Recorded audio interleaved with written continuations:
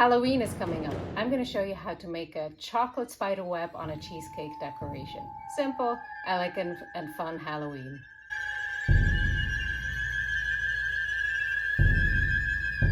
Spiders first. I use a chocolate coin to make the body and just add a little more chocolate on top. With orange nonpareils to give the spider some creepy color.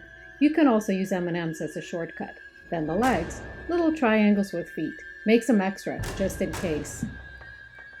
For the cobweb, draw the spikes first. I like it to be natural and uneven. Then start with the center webbing. Again, I like it natural. From there, draw the outer circles lining up the sections.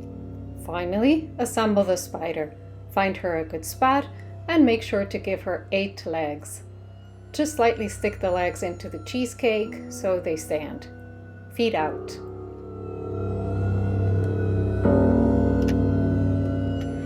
Voila! Happy Halloween!